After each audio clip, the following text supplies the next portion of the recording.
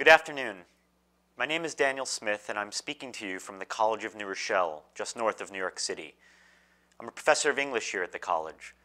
I'm also a writer and a journalist, and the author of a recent article in the Sunday magazine of the New York Times about the relationship between environmental health and mental health, and above and beyond that, about the relationship between the natural world and the human mind. I'd like to talk to you about these subjects here today. I'm very honored to have been invited. In 1970, when Senator Gaylord Nelson inaugurated the first Earth Day, the environmental problems that sparked that milestone were, to say the least, daunting. Choking air pollution from industry and urbanization, industrial runoff into lakes and rivers, unregulated chemicals with little knowledge of their physical effects, and a burgeoning world population with, it seemed, not nearly enough food to go around. A great deal has been accomplished since that day, both in terms of public policy and public awareness. I doubt Nelson or anyone who participated in that first flush of activism could have predicted the extent to which being green has taken on mainstream relevance. And yet, for all that has been achieved, the daunting aspect of our environmental situation has, if anything, increased exponentially. In 1970, the rallying images for Earth Day were Ohio's Cuyahoga River bursting into flames, the so-called death of Lake Erie due to industrial pollution and municipal sewage, and the decline of such remarkable, iconic species as the peregrine falcon and the bald eagle due to the widespread use of synthetic pesticides. Today, the rallying issue is existential and global, an atmosphere being altered so drastically by human actions that the point of no return may already have been reached. A decline in species, a mass die-off, such as the planet has not seen in 65 million years. In short, degradation so pervasive that it could no longer be avoided by anyone, anywhere. As we all know, the energies of thousands of scientists in dozens of countries around the world have been given over to documenting and forecasting the physical effects of our environmental problems, just as the energies of millions of activists have been given over to beating those problems back. Despite vocal and painfully diluted pockets of resistance, we know by now, we care, that the face of our planet is in the process of undergoing radical alteration. The question I would like to ask today, the question that sparked the article which brings me here before you is, how are our minds being altered in return? Our planet is suffering. Are our minds suffering as a result? The question isn't frivolous, even if it would seem to pale in comparison to, say, the work of rolling up our sleeves and slashing the amount of CO2 we pump into the troposphere each year. It isn't frivolous for three reasons. First, even thinking about the connection between environmental health and mental health deepens our understanding of the stakes of what we're facing. As humans, we have lived on a planet that of course changes. It isn't a static environment, but where for millennia, until the flourishing of the civilization we live in today, the conditions also haven't been terribly variant. We were, in our earlier incarnations, able to rely on a certain level of proximity to the natural world, and on that world's healthfulness. One can theorize, some do in fact theorize, that this means that we have evolved, that our minds have evolved to gravitate toward an intimate relationship to the natural world, toward a love for the natural world. In fact, because of our species' long proximity to it.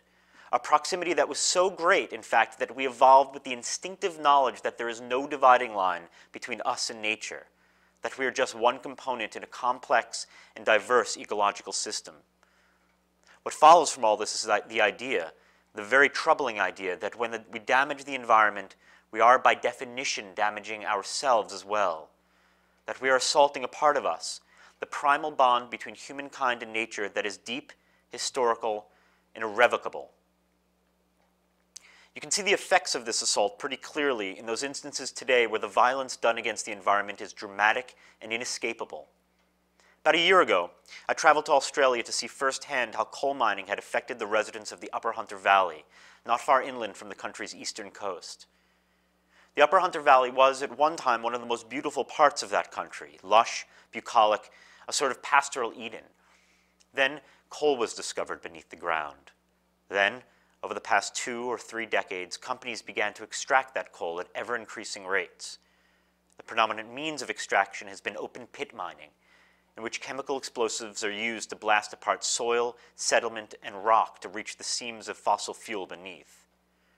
The work of mining is today the dominant fact of life in the Upper Hunter Valley. The blasts occur several times a day, sending plumes of gray dust over ridges to settle thickly onto roofs, crops, and the hides of livestock. Klieg lights provide a constant illumination. Trucks, drag lines, and idling coal trains emit a constant low-frequency rumble. Rivers and streams have been polluted. And what's happened to the people of the Upper Hunter is that they have become extremely troubled, sad, depressed, anxious, angry, frustrated, sleepless. Now, many psychologists wouldn't look first to the changes in the natural environment to explain these emotions. They'd look to other things, changes in employment, in sleep patterns, in economic conditions, in community relations, in family dynamics, and so on. But I toured the Upper Hunter with a man named Glenn Albrecht, a philosopher and professor of sustainability who is now at Murdoch University in Western Australia.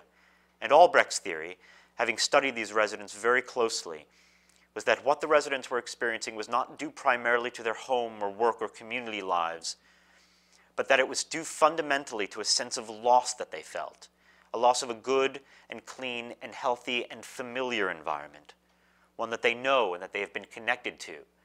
And he coined a word to describe what they experienced when that connection was severed. The word is Soulless Toldja. It was intended to echo the word nostalgia because the effect was very much the same.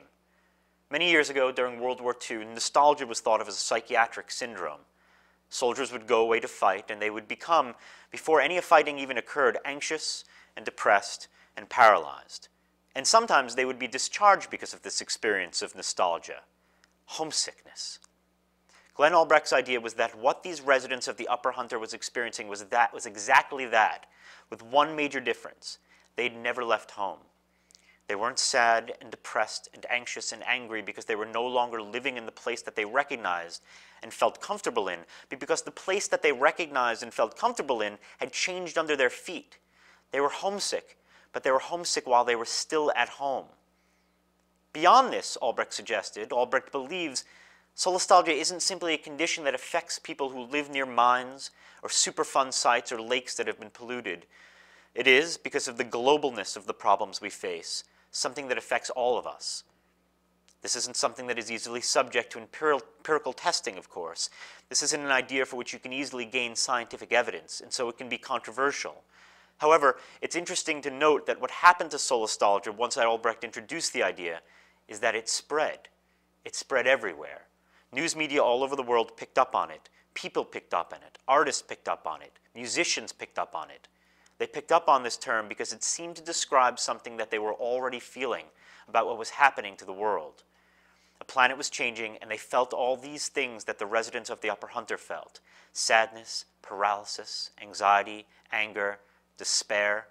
Indeed, solastalgia isn't the only term that has cropped up recently to express the sense that what's changing affects us at a deeper level than our physical selves and our physical surroundings. Terms like nature deficit disorder, eco-anxiety, and eco-paralysis. These terms have cropped up because I believe the environmental problems we face do affect us at a deeper level than we are accustomed to acknowledging. Now, the second reason why asking this question about how environmental degradation affects our mental health is important is that if it is affecting us negatively, if we are growing paralyzed, depressed, and anxious because of what's happening to our planet, then it is very important to recognize that so that we can fight being sunk by those emotions. The truth of the matter is that the problems we face are daunting. They can seem insurmountable, and in some ways, in the ways in which we have already altered the planet beyond repair, they are insurmountable. But there's still a great deal to be done. There's still a lot of work to be done. And the danger of these emotions is that they can drive to inaction.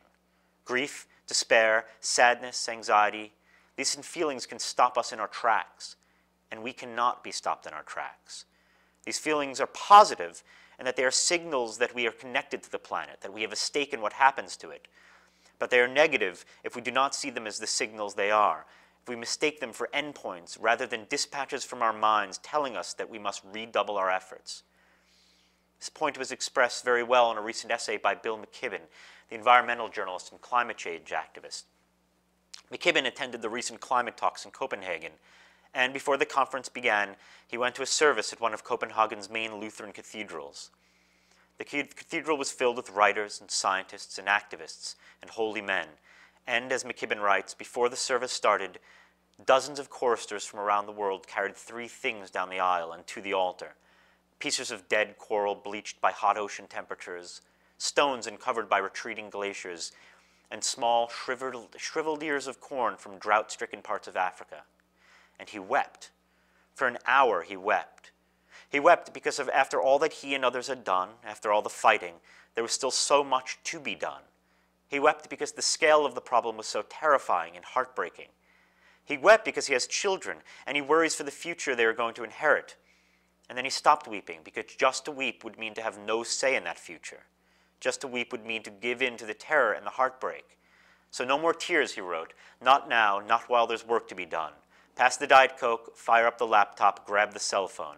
To work. We may not have done enough, but we're going to do all we can. The third reason why it isn't frivolous to investigate the connection between mental health and environmental health is because that connection isn't just negative. It isn't just a barrier.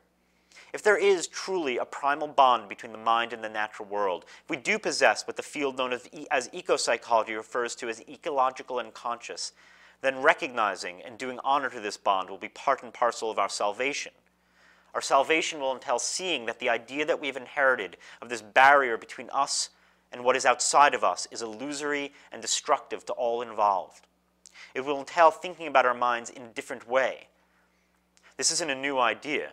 Around the time of the first Earth Day, the anthropologist Gregory Bateson wrote an essay in which he argued for a fundamental change in our thinking.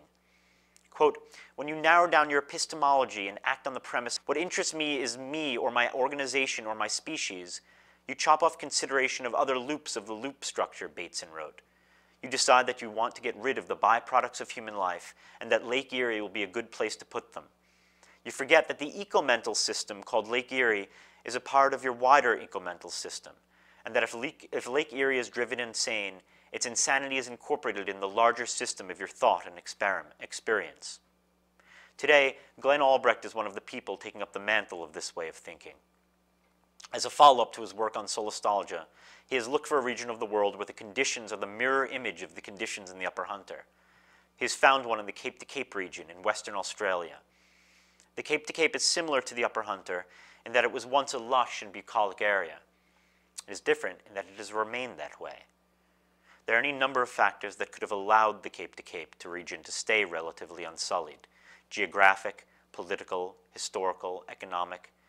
But Albrecht has argued that the main factor is psychological. The people of the region, he believes, display an unusually strong sense of interconnectedness, an awareness of the myriad interacting components that make up a healthy environment.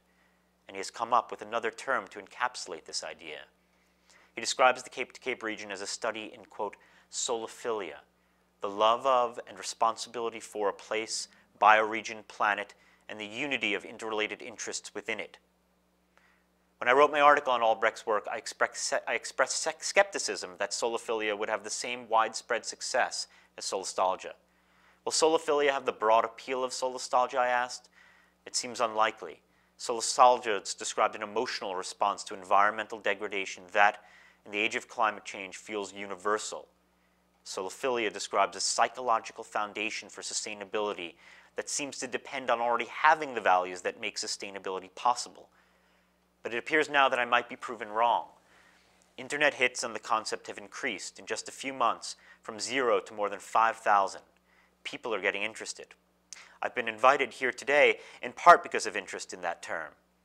It's early yet to tell if this will occur, but nothing would make me happier than if the idea continued to spread, and that in spreading, that, quote, love of and responsibility for the planet of which Albrecht talks seeped into the very marrow of our experience and helped to safeguard all that we have left. Thank you.